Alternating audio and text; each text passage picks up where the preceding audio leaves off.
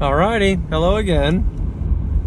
Alright, so I guess we'll just kind of jump right in today, So I have challenge to compliment somebody when they're being mean to you. I was just thinking about how it'd be kind of cool but difficult if someone who is beneath you or lower than you insults you or calls you out on something, or is just being a dick, or just being rude to you or being disrespectful or whatever the case might be.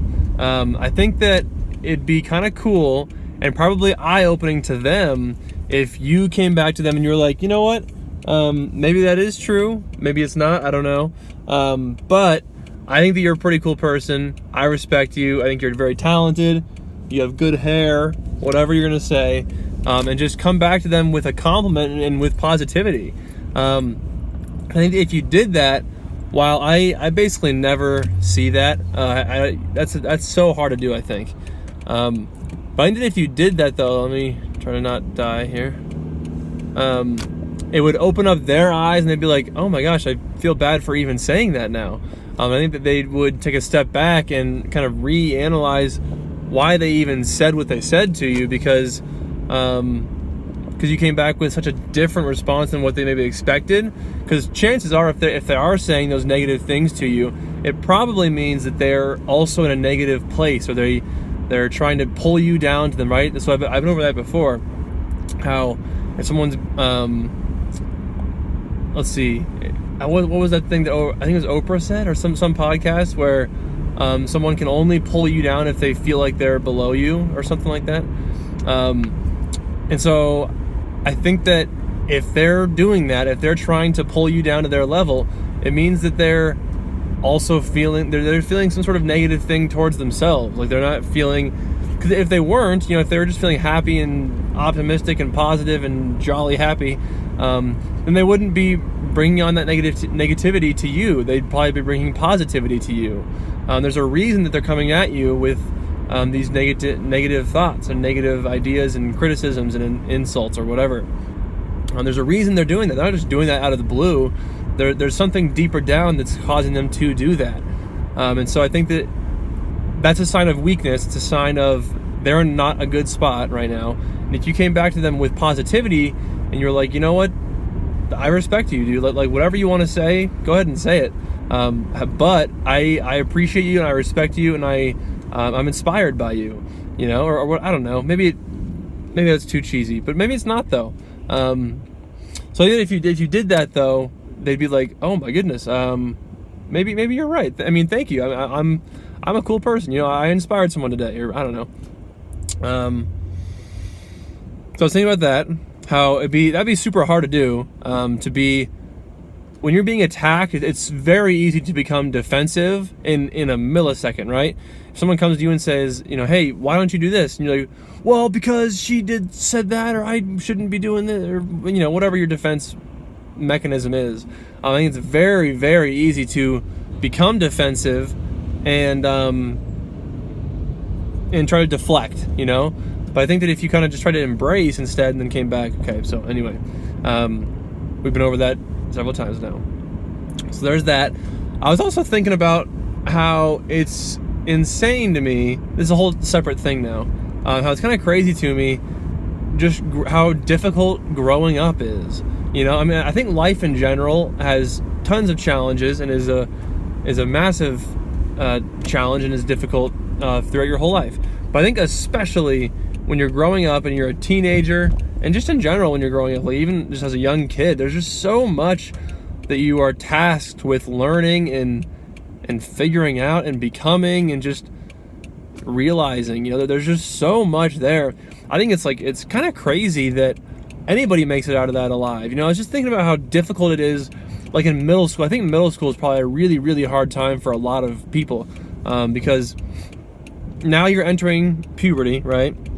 So there's all this chemical craziness going on in your body, and then at the same time, I think that's when kids and little preteens and teenagers, whatever, start to become just mean. I think there's a lot of middle schoolers that just become really mean and rude, and they'll cut you down to your core, just because they they're insecure and they don't really know what else to do, and so they attack you. And this kind of ties back into the first point, I guess.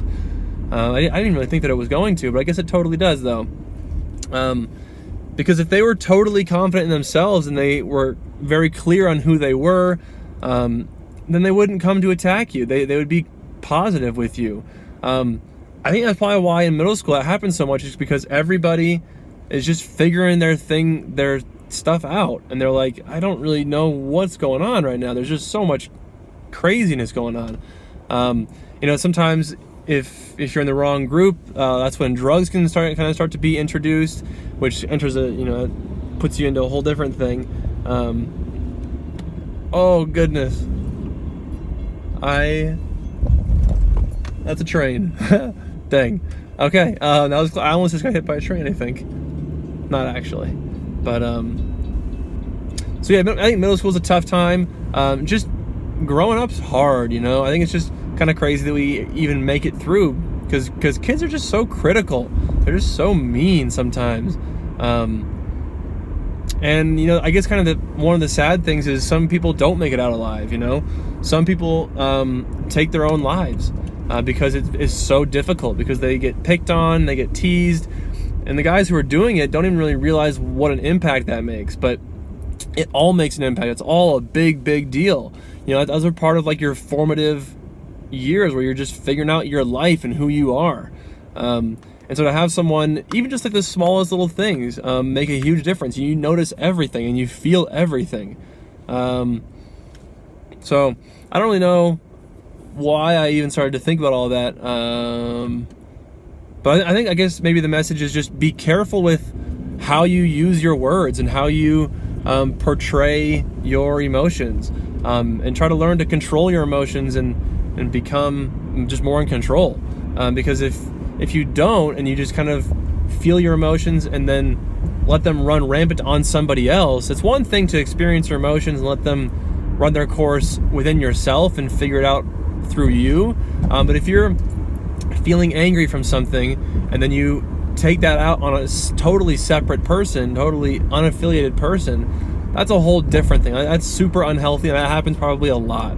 So I think maybe the message is be careful and be cognizant and conscious of the way that you are acting towards other people, because it all makes a difference. It all makes a big difference, to whether you even know it or not.